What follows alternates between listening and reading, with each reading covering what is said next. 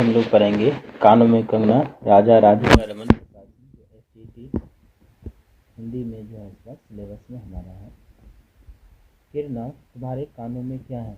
उसके कानों से चंचल लटका टायर कहा कंगना अरे कानों में कंगना। सचमुच दो कंगन कानों को घेर कर बैठी थी। हाँ तब कहाँ पहनी? किरण अभी भोरी थी। दुनिया में जिसे भोरी कहते हैं वैसी भोरी नहीं। उसे वन के फूलों का भोलापन समझो। नवीन चमन के फूलों की भंगी नहीं। विविध खाद या रस से जिनकी जीविका है, निरंतर काट छाट से जिनका सौंदर्य है, जो दो घड़ी चंचल चिकने बाल की भूषा है, दो घड़ी तुम्हारे फूलदान की शोभा। वन के फूल ऐसे नहीं, प्रकृति के हाथों से लगे हैं, मेघों की धारा से बढ़े हैं। चतुर दृष्टि इन्हें पाती नहीं, जगत वायु इन्हें छूती नहीं। यह सरल सुंदर सौरभमय जीवन है। जब वे जीवित रहे तब चारों तरफ अपने प्राण धन से हरे भरे रहे। जब समय आया तब अपनी माँ की गोद में झर पड़े। आकाश स्वच्छ था, नील उदार सुंदर, पत्ते शांत थे। संध्या हो चली थी। सुनहरी किरणें सुदूर पर्वत की चूड़ा से देख रही थी। वह पतली किरण अपने मृत्यु शैया से इस शून्य निविड़ कानन में क्या ढूंढ रही थी, कौन कहे। किसे एकटक देखती थी, कौन जाने। अपनी लीला भूमि को स्नेह करना चाहती थी या हमारे बाद वहाँ क्या हो रहा है इसे जोती थी। मैं क्या बता सकूं। जो हो उसकी उस भंगी में आकांक्षा अवश्य थी। मैं तो खड़ा खड़ा उन बड़ी आंखों की किरण लूटता था। आकाश में तारों को देखा या उन जगमग आंखों को देखा, बात एक ही थी। हम दूर से तारों के सुंदर शून्य झिकमिक को बार बार देखते हैं, लेकिन वह सस्पंद निश्चित ज्योति सचमुच भावहीन है या आप अपनी अंतर लहरी से मस्त हैं, इसे जानना आसान नहीं। हमारी ऐसी आंखें कहाँ कि उनके सहारे उस निगूढ़ अंतर में डूब कर था लें। मैं रसाल की डोली थाम कर पास ही खड़ा था। वह बालों को हटाकर कंगन दिखाने की भंगी प्राणों में रह रहकर उठती थी। जब माखन चुराने वाले ने गोपियों के सर के मटके को तोड़कर उनके भीतर किले को तोड़ डाला, या नूरजहां ने अंचल से कबूतर को उड़ाकर शहंशाह के कठोर हृदय की धज्जियां उड़ा दी, फिर नदी के किनारे बसंत बल्लभ रसाल पल्लुओं की छाया में बैठी किसी अपरूप बालिका की यह सरल स्निग्ध भंगिमा एक मानव अंतर पर क्यों न दौड़े। किरण इन आंखों के सामने प्रतिदिन आती ही जाती थी। कभी आम के टिकोरे से आंचल भर लाती, कभी मौलसिरी के फूलों की माला बना लेती, लेकिन कभी भी ऐसी बाल सुलभ लीला आंखों से होकर हृदय तक नहीं उतरी। आज क्या था, कौन शुभ या अशुभ क्षण था कि वह अचानक वह बनती लता मंदार माला से भी कहीं मनोरम दिख पड़ी। कौन जानता था कि चाल से कुचाल जाने में, हाथों से कंगन भूलकर कानों में पहनने में इतनी माधुरी है, 2 टके के कंगने में इतनी शक्ति है। गोपियों को कभी स्वप्न में भी नहीं झलका था कि बांस की बांसुरी में घूंघट खोलकर नचा देने वाली शक्ति भरी है। मैंने चटपट उसके कानों से कंगन उतार लिया, फिर धीरे धीरे उसकी उंगलियों पर चढ़ाने लगा। ना जाने उस घड़ी कैसी खलबली थी, मुंह से अचानक निकल गया। किरण, आज की यह घटना मुझे मरते दम तक न भूलेगी। यह भीतर तक बैठ गई। उसकी बड़ी बड़ी आंखें और भी बड़ी हो गई। मुझे चोट सी लगी। मैं तत्क्षण योगेश्वर की कुटी की तरफ चल दिया। प्राण भी उसी समय नहीं चल दिए, यही विस्मय था। एक दिन था, किसी दुनिया में दुनिया से दूर रहकर लोग दूसरी दुनिया का सुख उठाते थे। हरिचंदन के पल्लवों की छाया भूलोक पर कहाँ मिले, लेकिन किसी समय हमारे यहाँ भी ऐसे वन थे जिनके वृक्षों के साय में घड़ी निवारने के लिए स्वर्ग से देवता भी उतर आते थे। जिस पंचवटी का अनंत यौवन देखकर राम की आंखें भी खिल उठी थी, वहां के निवासियों ने कभी अमर तरु के फूलों की माला नहीं चाही, मंदाकिनी के छींटों की शीतलता नहीं ढूंढी। नंदनो पवन का सानी कहीं वन भी था। कल्प वृक्ष की छाया में शांति अवश्य है, लेकिन कदम की छैया कहाँ मिल सकती है। हमारी तुम्हारी आंखों ने कभी नंदनोत्सव की लीला नहीं देखी, लेकिन इसी भूतल पर एक दिन ऐसा उत्सव हो चुका है जिसको देख देख कर प्रकृति तथा रजनी 6 महीने तक ठगी रही। सत सत देवांगनाओं ने पारिजात के फूलों की वर्षा से नंदन कानन को उजाड़ डाला। समय ने सब कुछ पलट दिया। अब ऐसे वन नहीं जहाँ कृष्ण गोलोक से उतरकर 2 घड़ी वंशी की टेर दें। ऐसे कुटीर नहीं जिनके दर्शन से रामचंद्र का भी अंतर प्रसन्न हो, या ऐसे मुनीस नहीं जो धर्म धुरंधर धर्मराज को भी धर्म में शिक्षा दे। यदि एक दो भूले भटके हों भी, तब कब अभी तक उन पर दुनिया का पर्दा नहीं उठा, जगन माया की माया नहीं लगी। लेकिन वे कब तक बचे रहेंगे? लोग अपने यहाँ अलौकिक बातें कब तक होने देगा? भव सागर की जल तरंगों पर स्थिर होना कब संभव है? ऋषिकेश के पास एक सुंदर वन है, सुंदर नहीं अपूर्व सुंदर है।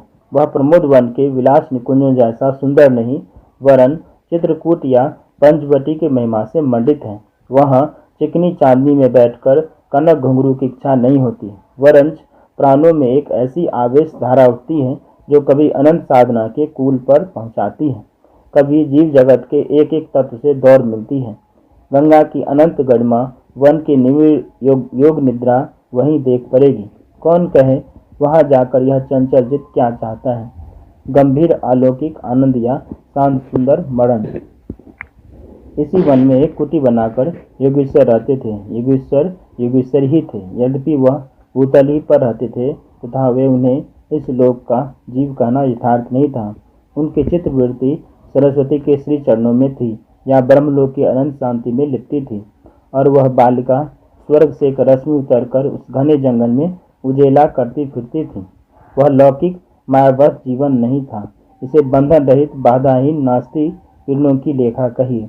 मानो निर्मुक्त चंचल मलय वायु फूल फूल पर डाली डाली पर डोलती फिरती हो, या कोई मूर्तिमान अमर संगीत विरोक टोक हवा पर या जल की तरंग भंग पर नाच रहा हो।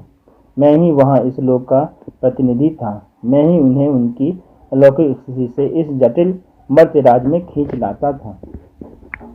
कुछ साल से मैं योगेश्वर के यहाँ आता जाता था। पिता की आज्ञा थी कि उनके यहाँ जाकर अपने धर्म के सब ग्रंथ पढ़ डालूं।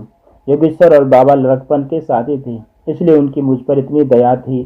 किरण उनकी लड़की थी। उस कुटीर में एक वही दीपक थी जिस दिन की घटना में लिख आया हूँ। उसी दिन सवेरे मेरे अध्ययन की पूर्णाहुति थी और बाबा के कहने पर एक जोड़ा पीताम्बर, 5 स्वर्ण मुद्राएं तथा किरण के लिए 2 कनक अंगन आचार्य के निकट ले गया था। योगेश्वर ने सब लौटा दिए, केवल कंगन को किरण उठा ले गई। वह क्या समझकर चुप रह गए। समय का अद्भुत चक्र है। जिस दिन मैंने धर्म ग्रंथ से मुंह मोड़ा, उसी दिन कामदेव ने वहां जाकर उनकी किताब का पहला सफा उल्टा। दूसरे दिन मैं योगेश्वर से मिलने गया। वह किरण को पास बिठाकर न जाने क्या पढ़ा रहे थे। उनकी आंखें गंभीर थी। मुझको देखते ही वह उठ पड़े और मेरे कंधों पर हाथ रखकर गदगद स्वर से बोले, नरेंद्र, अब मैं चला, किरण तुम्हारे हवाले है। यह कहकर किसी की सुकोमल उंगलियां मेरे हाथों में रख दी। लोचनों के कोने पर 2 बूंदें निकलकर झांक पड़ी। मैं सहम उठा। क्या उन पर सब बातें विदित थी? क्या उनकी तीव्र दृष्टि मेरी अंतर्लहरी तक डूब चुकी थी? वह ठहरे नहीं, चल दिए। मैं कांपता रह गया। किरण देखती रह गई। सन्नाटा छा गया। वन वायु भी चुप हो चली। हम दोनों भी चुप चल पड़े। किरण मेरे कंधे पर थी। हठात अंतर से कोई अकड़ कर कह उठा, हाय नरेंद्र, यह क्या? तुम इस वन फूल को किस चमन में ले चले? इस बंधन विहीन स्वर्गीय जीवन को किस लोक जाल में बांधने चले? कंकरी जल में जाकर कोई अस्थायी विवर नहीं फोड़ सकती। क्षण भर जल का समतल भले ही उलट पुलट हो, लेकिन इधर उधर से जल तरंग दौड़कर उस छिद्र का नाम निशान भी नहीं रहने देती। जगत की भी यही चाल है। यदि स्वर्ग से देवेंद्र भी आकर इस लोक चलाचल में खड़े हों, फिर संसार देखते ही देखते उन्हें अपना बना लेगा। इस काली कोठरी में आकर इसकी कालिमा से बचे रहें, ऐसी शक्ति अब आकाश कुसुम ही समझो। 2 दिन में राम हाय जानकी कहकर वन वन डोलते फिरे। 2 क्षण में यही विश्वामित्र को भी स्वर्ग से घसीट लाया। किरण की भी यही अवस्था हुई। कहाँ प्रकृति के निमुक्त गोद, कहाँ जगत का जटिल बंधन पास, कहाँ से कहाँ परी। वह अलौकिक भोलापन, वह निसर्ग उच्छ्वास हाथों हाथ लुट गए। उस वन फूल की विमल कांति लौकिक चमन की मायावी मनोहारिता में परिणत हुई। अब आंखें उठाकर आकाश से नीरव बातचीत करने का अवसर कहाँ से मिले? मलय वायु से मिलकर मलयाचल के फूलों की पूछताछ क्यों कर हो? जब किशोरी नए सांचे में ढलकर उतरी, उसे पहचानना भी कठिन था। वह अब लाल चोली हरी साड़ी पहनकर सर पर सिंदूर रेखा सजती और हाथों के कंगन, कानों की बाली, गले की कंठी तथा कमर की कड़धनी दिन दिन उसके चित्त को नचाए मारती थी।